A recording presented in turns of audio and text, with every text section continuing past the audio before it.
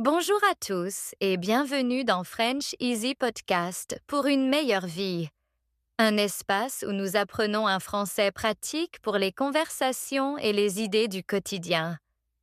Je suis Emma et je suis vraiment heureuse que vous soyez ici. Et moi, c'est Georges, votre co-animateur. Bonjour à tous. Et je suis vraiment heureuse que vous ayez décidé de passer un peu de temps avec nous aujourd'hui. Que vous soyez dans les transports, en train de cuisiner ou simplement en pause, nous sommes ravis que vous soyez là. Soyons complètement honnêtes dès le début. Combien de fois avez-vous terminé une longue journée épuisante, regardé votre liste de choses à faire et pensé qu'est-ce que j'ai réellement accompli? Vous étiez occupé? Vous bougiez. Mais les choses importantes, celles qui comptent pour vos objectifs, votre sérénité, votre carrière, elles sont toujours là, intactes. Si ce sentiment vous est familier, vous êtes au bon endroit. Exactement. Ce podcast ne parle pas d'ajouter encore plus à votre assiette. Ce n'est pas une histoire de se lever à 4 heures du matin, courir 15 kilomètres et s'acharner pendant 18 heures d'affilée. Nous avons essayé ça.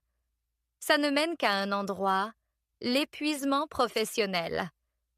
À la place, nous allons explorer une philosophie complètement différente. Travailler intelligemment. Il s'agit de faire des choix stratégiques, d'organiser son environnement et de mettre en place des systèmes simples et reproductibles pour que le progrès ne ressemble pas à un combat permanent. Pendant l'épisode aujourd'hui, nous allons être vos guides. Pas de conseils vagues et légers. Nous allons entrer dans le vif du sujet. Nous partagerons des histoires tirées de nos propres carrières, les échecs retentissants et les victoires inattendues. Nous décortiquerons des idées issues de livres. Et surtout, nous vous donnerons des stratégies concrètes, étape par étape, que vous pourrez mettre en œuvre immédiatement. Pas un jour. Demain. Voici le plan de notre voyage aujourd'hui. Nous commencerons par explorer pourquoi nous avons tendance à travailler dur plutôt que malin, en examinant les pièges mentaux et les pressions culturelles. Ensuite, nous plongerons dans les principes fondamentaux du travail intelligent. La priorisation impitoyable, l'organisation pour la concentration et la gestion de l'énergie. Nous passerons un bon moment sur des systèmes pratiques, des rituels quotidiens à la planification hebdomadaire.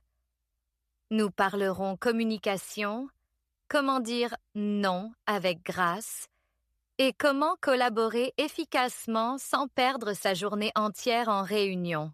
Nous avons aussi inclus plusieurs segments, coin de l'auditeur, où nous répondons à de vraies questions de notre communauté. Et nous terminerons par un puissant récapitulatif et un défi clair pour vous lancer. Prêt à transformer votre relation avec le travail? Commençons. Pour changer nos habitudes, nous devons d'abord les comprendre. Pourquoi la mentalité du travail dur est-elle si persistante, même quand elle nous rend malheureux? Déballons 3 grandes raisons. Premièrement, le mythe culturel. Dès le plus jeune âge, on nous félicite pour l'effort. Regarde comme elle s'applique. Ce n'est pas une mauvaise chose. Mais cela nous conditionne subtilement à associer l'effort visible à la valeur. Dans beaucoup de lieux de travail, la personne qui reste tard est perçue comme plus investie que celle qui part à l'heure, mais livre des résultats exceptionnels. Nous intériorisons cela. Nous nous sentons coupables si nous ne sommes pas constamment vus en train de nous démener. Je vais vous donner un exemple personnel. Au début de ma carrière dans la tech, Mon équipe avait une grosse échéance. Je gérais le projet. J'ai décidé de travailler plus malin. J'ai clarifié l'objectif, supprimé les étapes inutiles, automatisé une tâche de reporting et recentré l'équipe. Nous avons livré le projet avec 2 jours d'avance, en dessous du budget. La réponse de mon manager? Super, mais j'ai remarqué que tu pars à 17h30. Les autres équipes sont là jusqu'à 20h. Je veux voir plus d'engagement. Le message était clair. Les heures comptabilisées comptaient plus que les résultats obtenus. C'était incroyablement décourageant. C'est un exemple parfait et douloureux. Cela mène directement à la raison numéro 2. L'insigne de l'occupation. Dans notre société, être occupé est un symbole de statut. Comment ça va? Oh, tellement occupé. Cela signale l'importance, la demande, le sens. Mais c'est souvent un masque. Être occupé à tout signifie qu'on est concentré sur rien. Il est plus facile d'être occupé, répondre aux emails, assister aux réunions, trier des papiers, que de faire le travail difficile, exigeant mentalement, qui crée un progrès réel. Ce travail s'appelle le travail en profondeur, et il fait peur car il n'y a pas de cachette. Vous êtes seul avec vos pensées et le défi. Et la troisième raison? L'illusion du progrès. Notre cerveau adore cocher des cases sur une liste. Ça donne un petit shoot de dopamine. Alors, nous remplissons nos listes avec des petites tâches faciles et rapides. Ranger le bureau sur l'ordinateur. Répondre à cet email non urgent. Prendre rendez-vous chez le dentiste. Nous avons une bouffée d'accomplissement, mais nous avons évité la grosse, effrayante, importante tâche qui aurait vraiment fait la différence. Nous avons troqué l'importance contre le sentiment de productivité. C'est un piège. Rendons cela concret avec un exercice. Je veux que vous pensiez à votre dernière semaine de travail. C'est bon? Maintenant, posez-vous 2 questions. 1. Quel a été le résultat le plus important que j'ai obtenu? Pas une activité, mais un résultat. J'ai terminé le dossier de présentation, pas j'ai travaillé sur le dossier. 2. Combien d'heures ai-je passé sur des activités qui semblaient urgentes mais qui, avec le recul, n'étaient pas vraiment importantes? Soyez impitoyablement honnête. La plupart des gens découvrent un énorme écart. Le but du travail intelligent est de combler cet écart. De passer la majorité de votre temps et de votre énergie sur les activités de la question 1. Donc, si ce sont les pièges, quelle est la sortie? Cela commence par un changement d'état d'esprit fondamental. Nous devons passer de l'état d'ouvrier à celui d'architecte. Un ouvrier suit des instructions. Il se présente, fait les tâches données et mesure son succès aux heures travaillées. Un architecte conçoit. Il commence par le résultat désiré, un bâtiment solide et beau, puis il planifie à rebours la façon la plus efficace et efficiente de le construire. Il choisit les bons matériaux, séquence les étapes et gère l'équipe. Son succès se mesure au résultat, pas à la sueur. Pour le reste de cet épisode, nous vous invitons à enfiler votre casquette d'architecte. Votre temps, votre attention et votre énergie sont vos matériaux de construction principaux. Votre travail est de concevoir une journée, une semaine, une carrière qui bâtit quelque chose de significatif avec eux, sans gaspiller une seule brique. OK, les architectes. Votre outil le plus puissant est la priorisation. Si vous faites ça bien, Tout le reste devient plus facile. Si vous le faites mal, aucune astuce de productivité au monde ne vous sauvera. Nous allons voir 2 méthodes qui changent la vie. D'abord, la méthode de la tâche la plus importante, TPI. Emma en a parlé plus tôt. Allons en profondeur. Le principe est simple mais profond. Chaque jour, identifiez 1 à 3 tâches qui, si elles sont accomplies, rendraient la journée réussie. C'est tout. Pas 10, pas 7. 1 à 3. Ce sont vos non négociables. Pourquoi ça marche? Parce que cela force la clarté.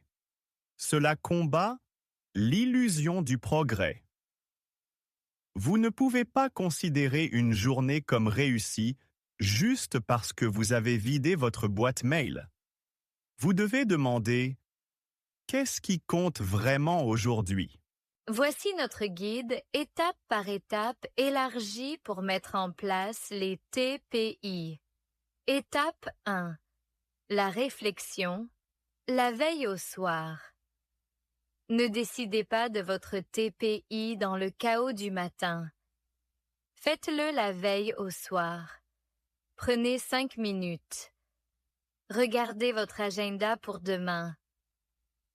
Regardez vos objectifs à long terme.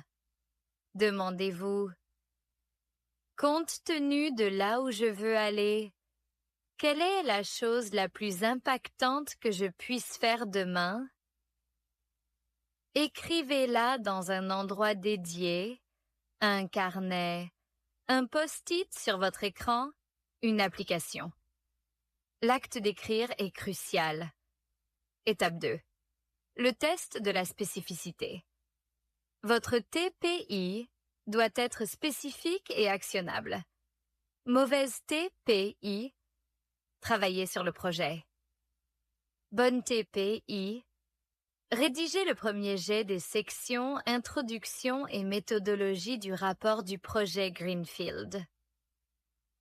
Mauvaise TPI, parlez au service commercial.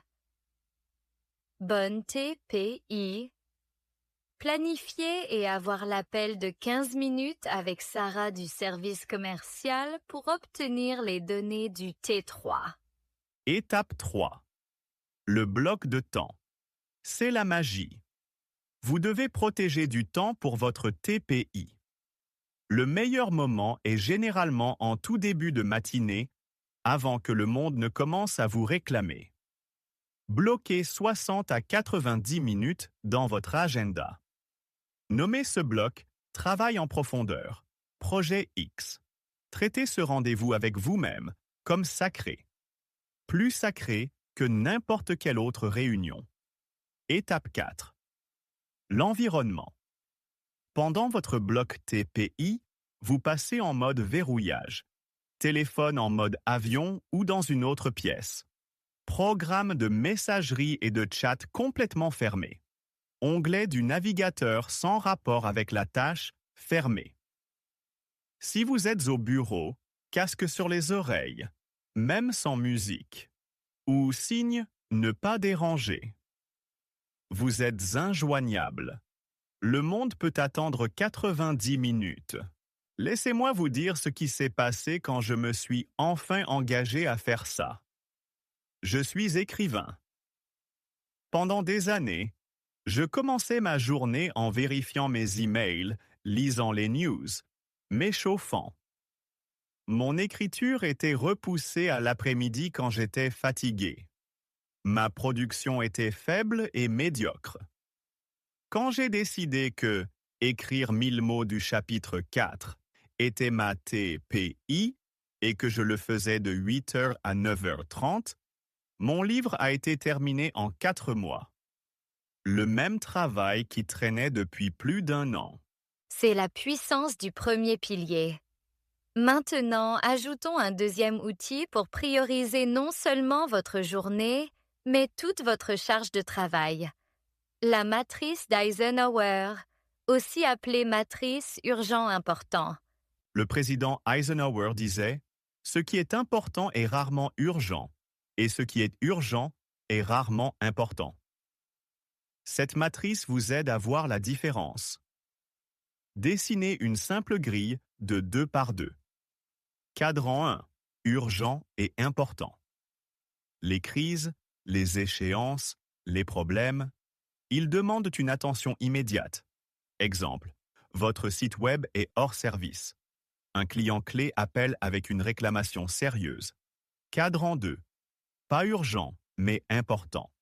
La planification, le développement des relations, l'apprentissage, la stratégie, le vrai travail créatif. C'est le cœur du travail intelligent. Exemple, faire du sport pour la santé. Écrire ce livre, développer une nouvelle compétence. La planification hebdomadaire. Cadran 3.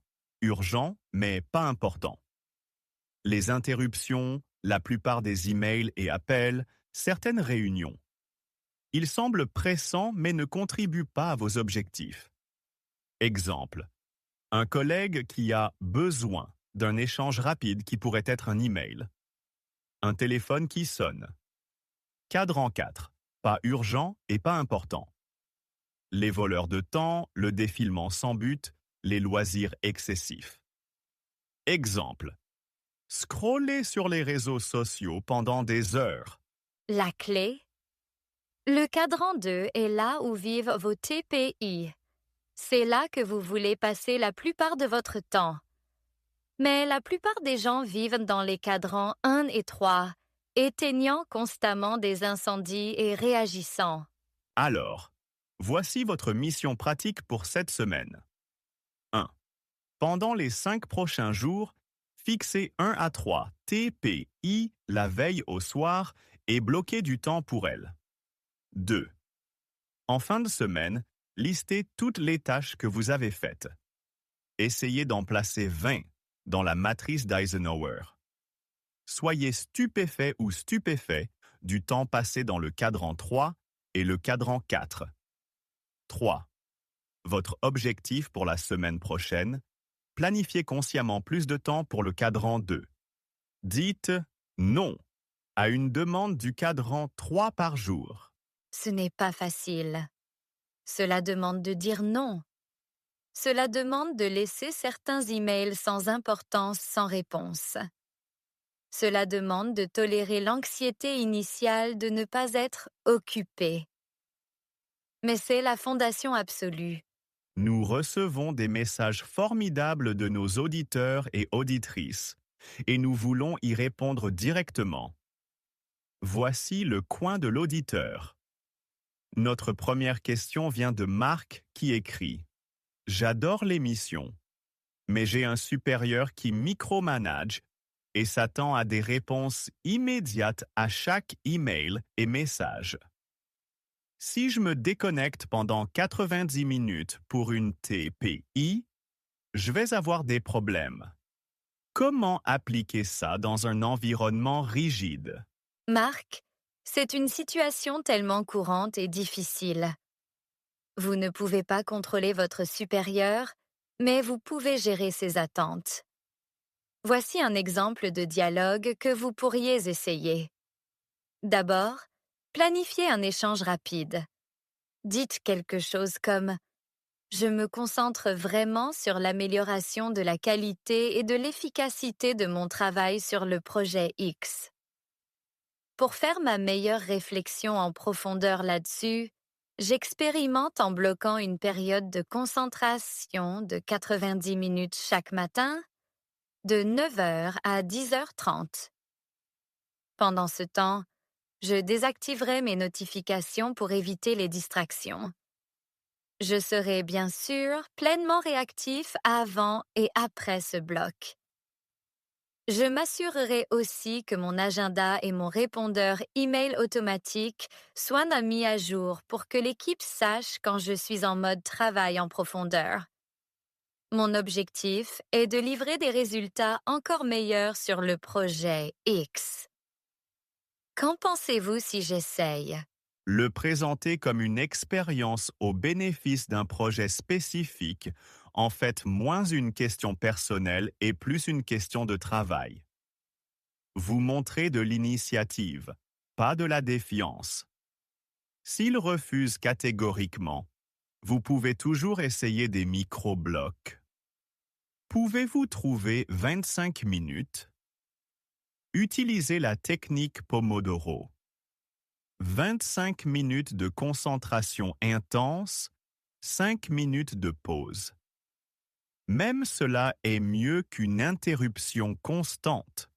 Question suivante de Sophia. Je suis étudiante. Mon travail est d'étudier, mais c'est si facile de se laisser distraire par mon téléphone et Netflix. Comment trouver ma TPI en tant qu'étudiante?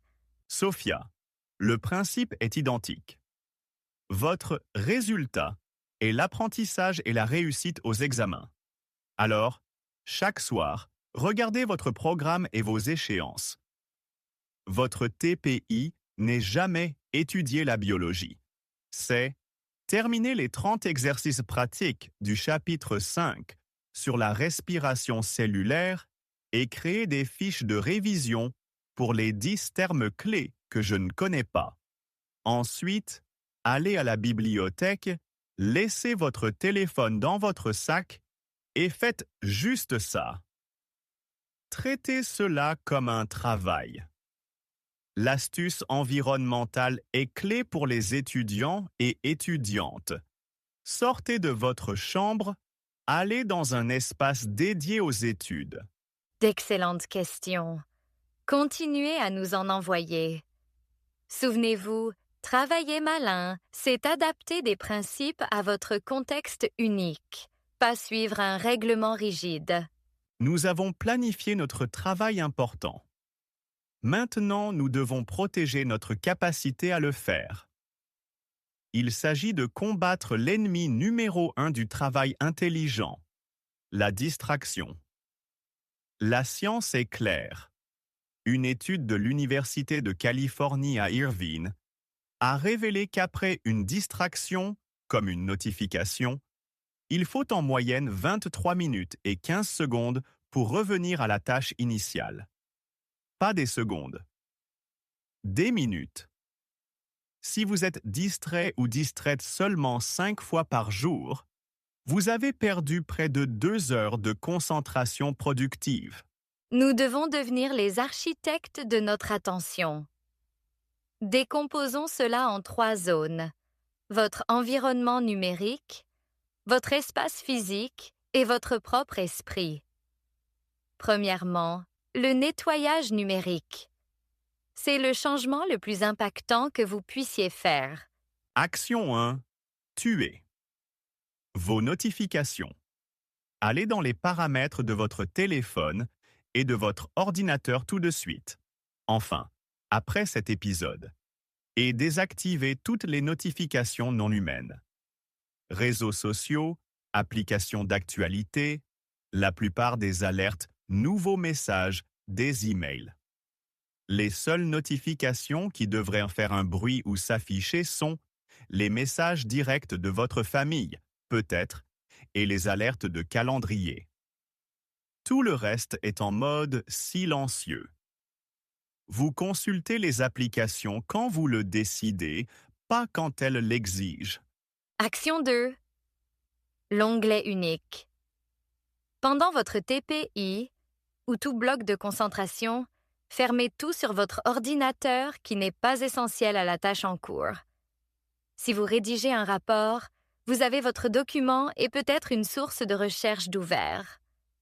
Votre onglet Email, fermé. Navigateur avec 47 onglets, fermé. Cela réduit la commutation de contexte pour votre cerveau, même visuellement. Action 3. Planifier email et messagerie. Cela semble radical, mais change la vie. Au lieu de vivre dans votre boîte de réception ou Slack toute la journée, planifiez 2 ou 3 moments spécifiques pour traiter les communications. Par exemple, 30 minutes à 11 heures, 30 minutes à 15 heures et un rapide coup d'œil de 10 minutes avant de finir votre journée. En dehors de ces créneaux, les applications sont fermées. Mettez un répondeur automatique si besoin. Je consulte mes messages à 11 heures et 15 heures chaque jour. Pour les sujets urgents, veuillez appeler. Vous découvrirez que presque rien n'est vraiment urgent. Ensuite, l'espace physique. Si vous le pouvez, créez une zone de concentration dédiée. Cela peut être un bureau spécifique, un coin de pièce, un box de bibliothèque.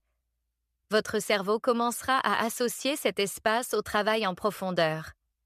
Utilisez des signaux, un casque à réduction de bruit, une lampe spécifique que vous allumez, un signe, ne pas déranger pour la famille ou et les amis. Votre mission? Pendant une semaine, observez simplement votre énergie. Utilisez une simple échelle de 1 à 5. 1 égale épuisé, 5 égale très énergique et concentré, et notez-la toutes les 90 minutes.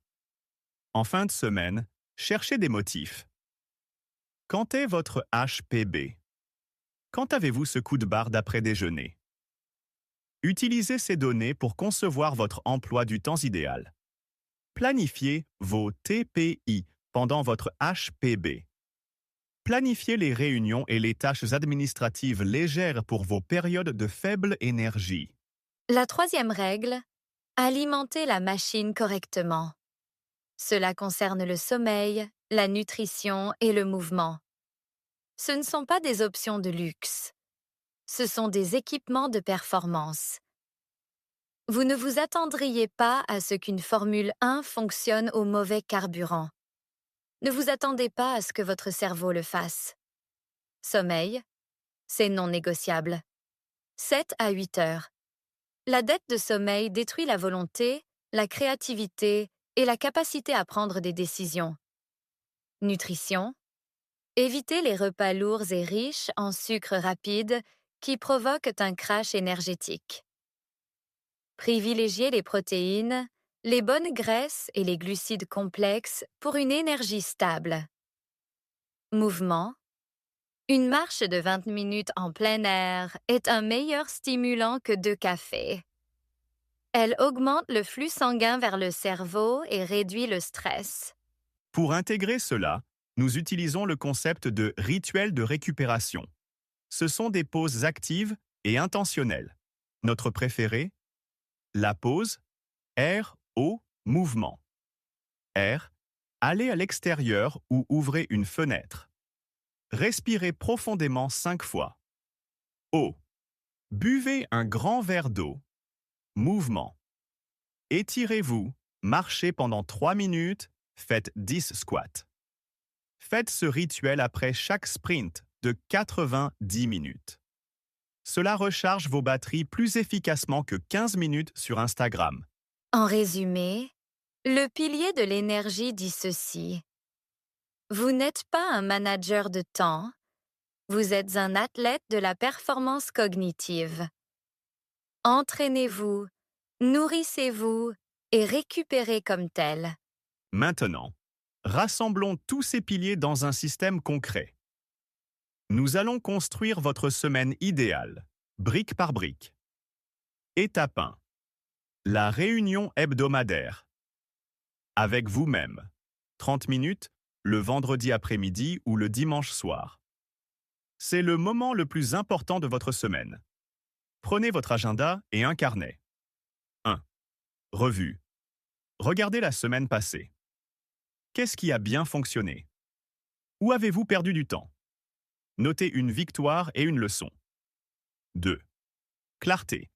Quels sont les 3 à 5 résultats clés que vous voulez absolument atteindre cette semaine? Pas des tâches, des résultats. Exemple, premier jet du chapitre 3 terminé. Présentation pour le client X finalisée et envoyée. 3. Déblocage. Pour chaque résultat, identifiez la prochaine action physique la plus petite. C'est souvent la partie la plus difficile. Brisez la paralysie. 4. Planification. Bloquez d'abord vos TPI. Sur votre agenda, bloquez vos créneaux de travail en profondeur, 90 à 120 minutes, pendant vos heures de pointe biologique pour travailler sur ces résultats. Traitez ces blocs comme des réunions immuables. Ensuite, autour d'eux, planifiez les réunions, les temps de communication et les tâches légères. Étape 2. Le plan de bataille. Quotidien. 5 à 10 minutes la veille au soir. C'est là que vous faites le lien entre la vision hebdomadaire et l'action quotidienne. 1. Consultez votre plan hebdomadaire. 2. Définissez vos 1 à 3 TPI pour demain. Celles qui vous rapprochent d'un résultat clé de la semaine. 3. Vérifiez votre agenda pour les réunions fixes. 4. Préparez votre environnement le soir. Sortez les documents nécessaires. Ouvrez les bons fichiers sur votre ordinateur. Préparez votre tenue de sport. C'est ce qu'on appelle finir le travail de préparation. Cela élimine la friction du matin. Étape 3. Le rituel du matin. Pas besoin de se lever à 4 heures. Votre matinée ne doit pas commencer par la réactivité, email, réseaux sociaux. Elle doit commencer par l'intentionnalité. Un rituel simple de 20 à 30 minutes peut changer tout. 1. Hydratation. Un grand verre d'eau. 2. Clarté. Mentale. 5 minutes de méditation, de respiration ou de journaling simple. Écrire vos TPI. 3 choses pour lesquelles vous êtes reconnaissant. 3. Mouvement. 10 à 15 minutes d'étirement, de yoga ou une marche rapide. 4. Alimentation. Un petit déjeuner nourrissant. Puis, vous attaquez votre première TPI. Vous avez déjà gagné votre journée. Étape 4. La fermeture en fin de journée. Aussi important que de bien commencer. Cela permet à votre cerveau de fermer les dossiers et de se reposer vraiment. 1. Revue rapide. Notez ce que vous avez accompli. Célébrez. 2. Préparation pour demain. Écrivez vos TPI pour le lendemain et préparez votre environnement. Étape 2. 3. Déconnexion mentale. Faites un rituel de fin. Éteignez l'ordinateur. Rangez votre espace de travail. Dites mentalement « La journée de travail est terminée ». 4. Récupération. Passez à une activité réellement reposante ou épanouissante. Pas du travail déguisé. Ce système n'est pas rigide, c'est un cadre. Il apporte de la clarté et réduit la charge mentale constante de se demander « Que devrais-je faire maintenant ?» La décision est déjà prise.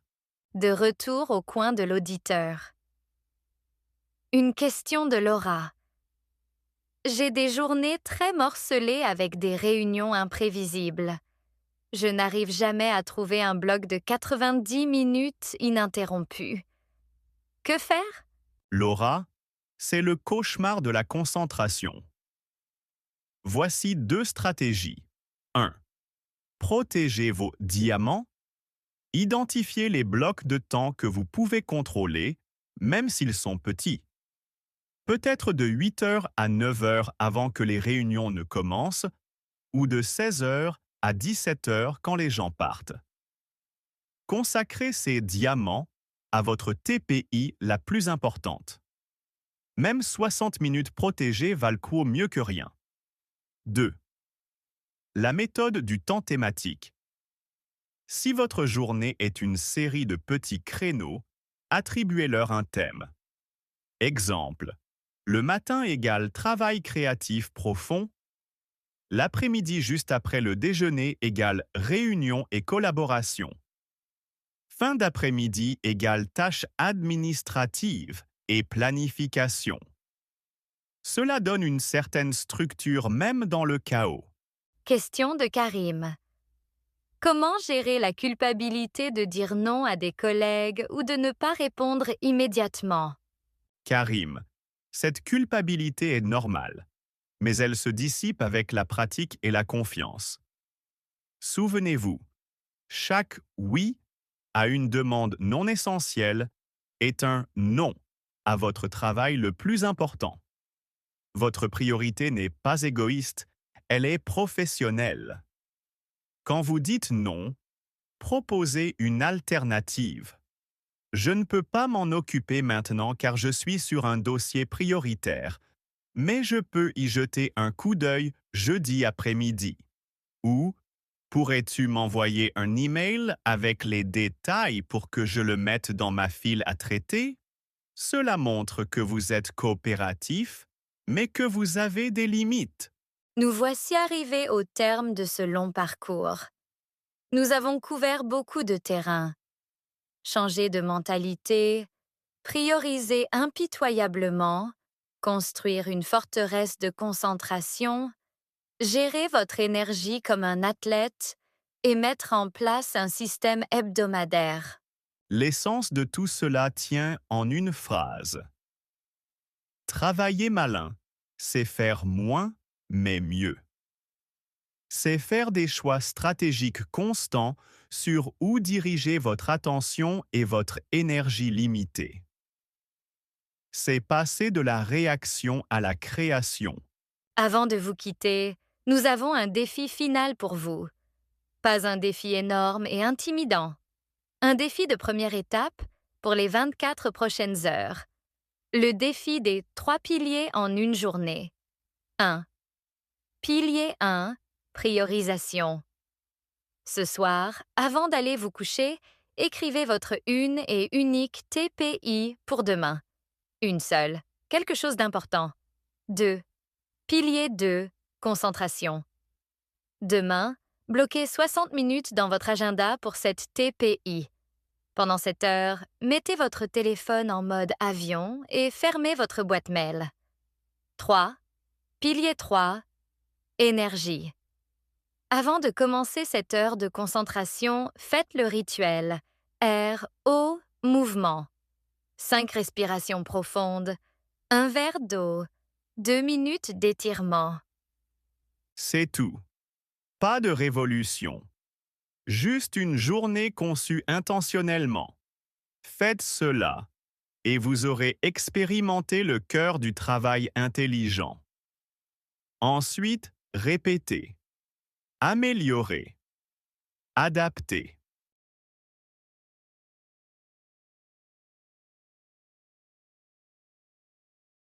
Et c'est tout pour l'épisode d'aujourd'hui. Merci beaucoup d'avoir écouté. Si vous avez aimé cet épisode et appris quelque chose de nouveau, n'oubliez pas d'appuyer sur le bouton like et de vous abonner à la chaîne. Votre soutien nous aide à créer des leçons encore plus utiles pour vous. Restez motivés, continuez à pratiquer et on se retrouve dans le prochain épisode. À bientôt!